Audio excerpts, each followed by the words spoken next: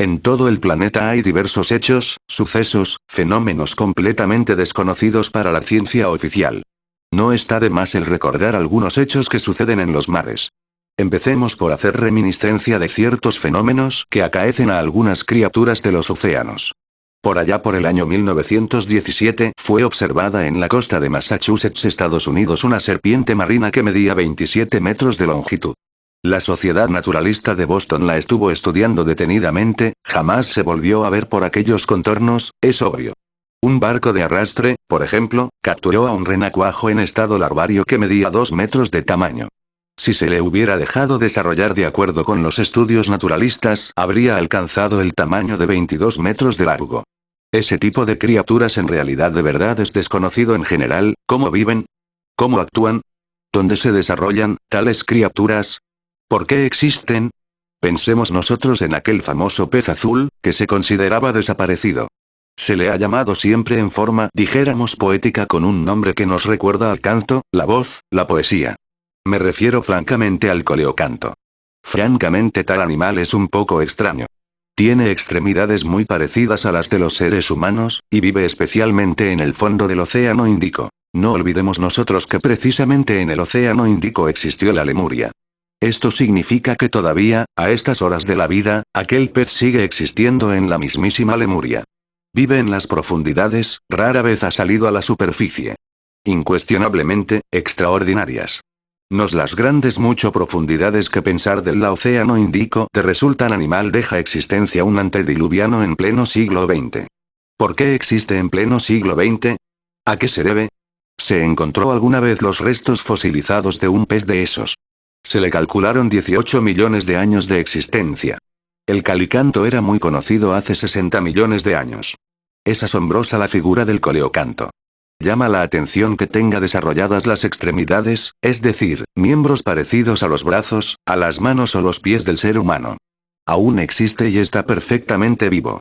¿Criatura antediluviana existiendo en pleno siglo XX? ¿Qué podrían decir los antropólogos materialistas sobre una criatura así? ¿Cuál sería su concepto? Todo esto nos invita a la gran reflexión. ¿Qué diremos nosotros en verdad sobre el monosauro o ictiosauro de tiempos arcaicos? Todavía sigue existiendo en las profundidades terribles del Pacífico. ¿Qué saben sobre eso los hombres de ciencia? Absolutamente nada. Así que en verdad conviene que nosotros sigamos explorando todas estas cuestiones para formarnos un concepto claro, preciso. Las anguilas, por ejemplo, resultan bastante interesantes. Bien sabemos que algunas anguilas procedentes de Europa y de América se dan cita en el mar de los Sargazos con el objeto de reproducirse, pero lo interesante es que nunca regresan al punto de partida original. Quienes en verdad retornan son los hijos. ¿Por qué sucede esto? ¿Por qué no regresan los padres sino los hijos? ¿Cómo podrían explicar esto los antropólogos de la ciencia materialista? ¿Qué es lo que saben sobre el particular? Estoy seguro que ellos ignoran totalmente estas cuestiones. Pasemos a la cuestión del atún, que en realidad es algo que merece reflexiones. Los atunes que salen del Brasil se dirigen hacia Escocia, posteriormente se acercan a Europa y pasan cerca del Mediterráneo. Pero raro es el atún que se mete por el Mediterráneo. ¿Qué podrían decir de todo esto los hombres de ciencia? ¿Por qué no entran las corrientes migratorias del atún dentro del Mediterráneo? ¿Quién las dirige? ¿Por qué lo hacen?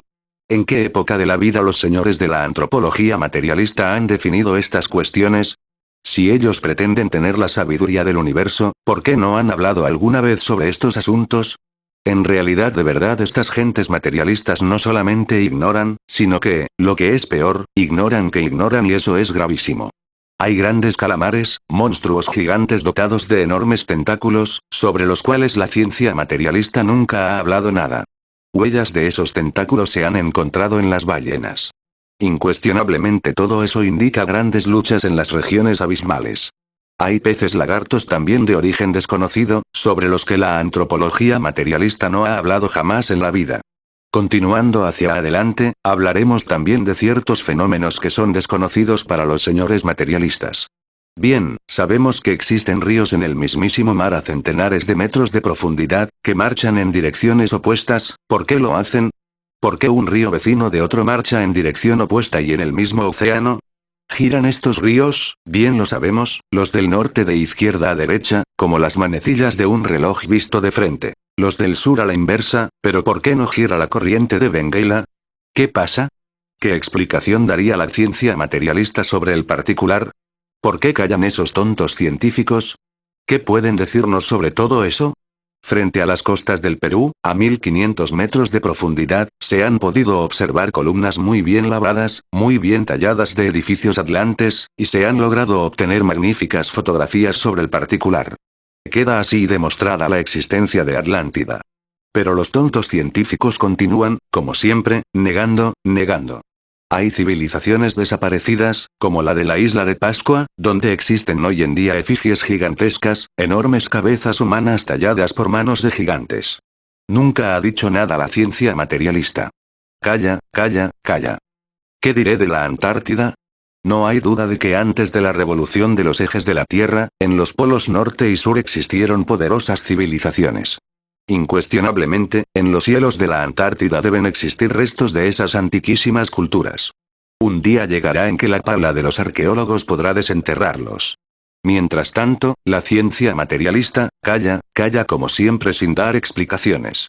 Existen también olas gigantes, monstruosas, en mares tranquilos y serenos, olas aisladas que no tienen una razón de ser, una justificación precisa. Me refiero precisamente a las olas Seiche. ¿Cuál es su origen? ¿Algún terremoto submarino? ¿Cómo podrían explicar esto los señores científicos materialistas? ¿Qué dirían sobre esto los enemigos del Eterno? En realidad de verdad, no solamente ignoran, sino que además ignoran que ignoran. Que haya olas en los mares furiosos, aceptado. Pero que en un mar tranquilo venga una ola extraordinaria, aislada, solitaria, gigantesca y monstruosa sin saber por qué, es algo que nunca ha tenido explicación científica. Sin embargo, esos hechos suceden en el océano y la ciencia materialista no ha podido explicar eso nunca, jamás. En esa cordillera del Atlántico que rodea la cordillera submarina donde antes existiera el gran continente Atlante, existen alrededor de 100.000 terremotos anuales y resulta esto interesante, bien sabemos que terribles terremotos y grandes maremotos acabaron con el continente Atlante. Pero todavía, a estas horas de la vida, y en pleno siglo XX, sigue temblando la Atlántida sumergida. Conviene que nosotros reflexionemos sobre todas estas cuestiones, pues en el fondo son bastante interesantes. Incuestionablemente el planeta Tierra no es conocido por los antropólogos materialistas. En realidad de verdad continúa este mundo Tierra convertido en un verdadero enigma para la ciencia materialista. Algunas langostas llenas de púas se reúnen en cantidades suficientes como para formar una migración y descienden por la plataforma continental, lentamente, caminando hasta llegar a la llanura abismal con rumbo desconocido. ¿Qué dirían sobre esto los hombres de ciencia? ¿Qué explicación le dan? ¿Hacia dónde se dirigen? ¿Cuál es exactamente la meta? ¿Por qué realizan esta clase de migraciones? Enigmas que no entienden los científicos materialistas. Nuestro planeta Tierra no ha sido siempre como es ahora, ha cambiado su fisonomía geológica varias veces.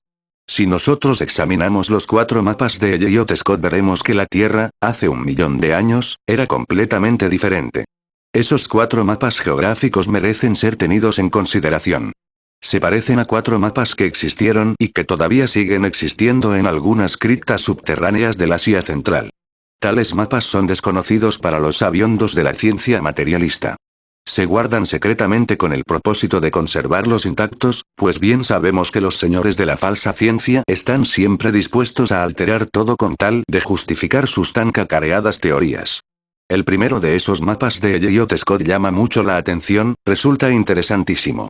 En él se ve lo que era el mundo hace unos 800.000 años antes de Jesucristo. Entonces la región de los braquicéfalos de la tan cacareada antropología ultramoderna no existía.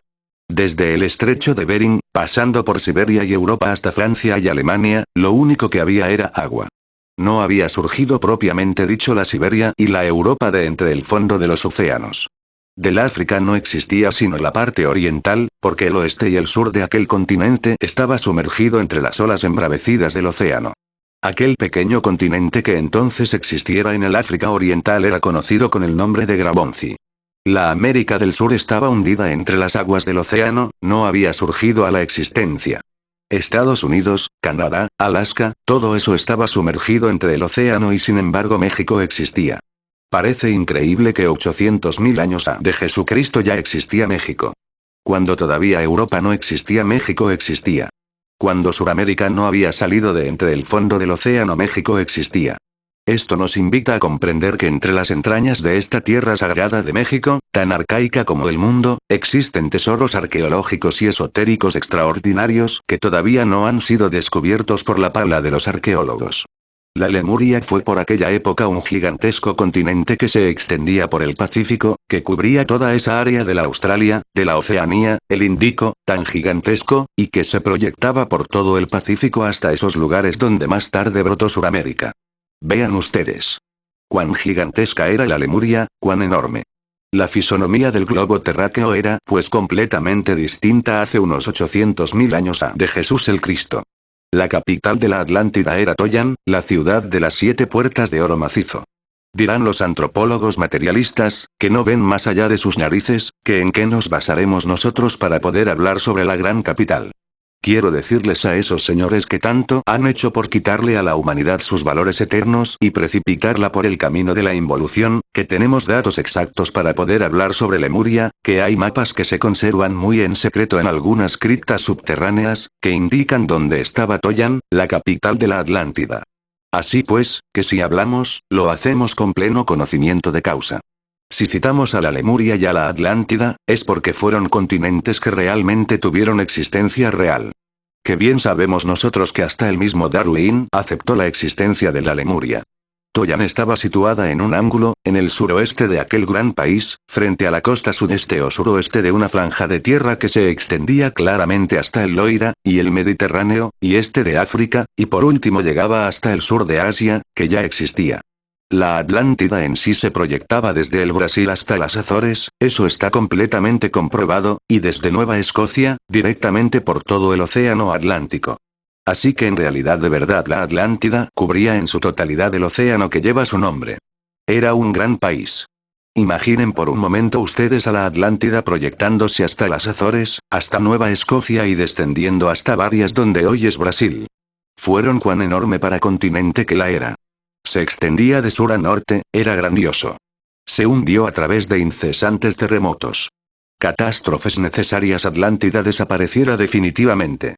Así que, en realidad de verdad, el escenario del mundo ha venido cambiando, la fisonomía de este globo terrestre no ha sido siempre la misma y en ella se han desenvuelto distintas razas humanas. Pero antes que todo, es urgente revisar los distintos cambios geológicos por los cuales ha pasado la Tierra. Comprendemos que cada raza ha tenido un escenario, que necesitamos conocer el ambiente, el clima, las condiciones en que ha tenido que vivir y esto es indispensable.